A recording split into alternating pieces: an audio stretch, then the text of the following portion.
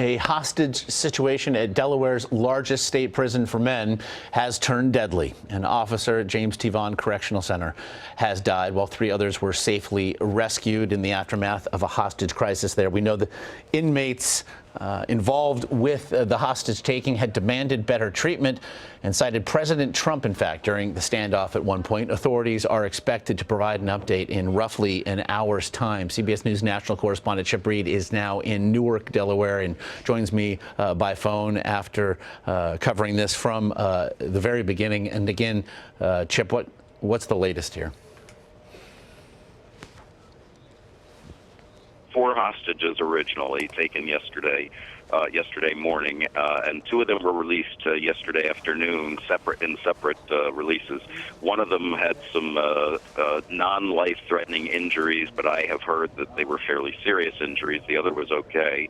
Today, at 5:06 a.m., before dawn, the law enforcement went in there with some force, we don't know how much, to overwhelm the hostage takers, and they freed one hostage, a woman who apparently is fine and talking and alert, although I'm sure traumatized by this incident. And the other was found non-responsive, and a short time later was declared dead. So a sad, tragic ending to this hostage taking. As you said, there were some demands made, but it's really not clear how many hostage takers there were.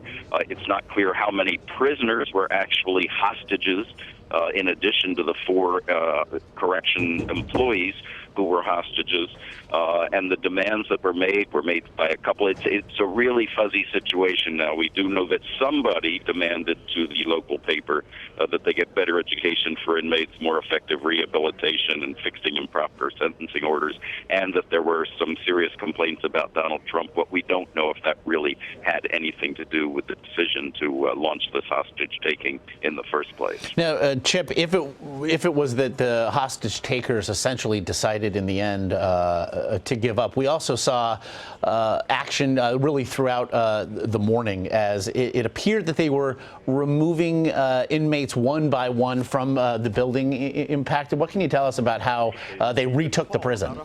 Well, there were about 128 prisoners in this C block, which is medium security. You know, we're not talking about maximum security prisoners here.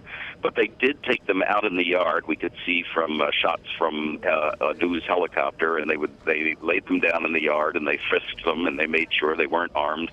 And I'm sure, to the extent they can, tried to figure out who was part of the hostage taking and who was not. But my understanding is that those prisoners who were released were either in another part of the C block where they were not involved, or they were being held hostage themselves. Apparently it's a smaller group of people, but we really don't know how many who actually did the hostage taking, and what the prison guards were trying to do, and the state police, and the FBI was involved here too, and numerous other law enforcement agencies. They were trying to clear the prison of people who weren't involved, and of course anybody who was a hostage, including prisoners themselves. Again, the latest here, a standoff at the largest state prison for men in Delaware turned deadly as one correctional officer taken hostage has found to have been killed during the hostage taking. Another was freed while injured this morning, bringing this thing to a close. Chip Reid there in Delaware. Chip, very much appreciate the time. My pleasure.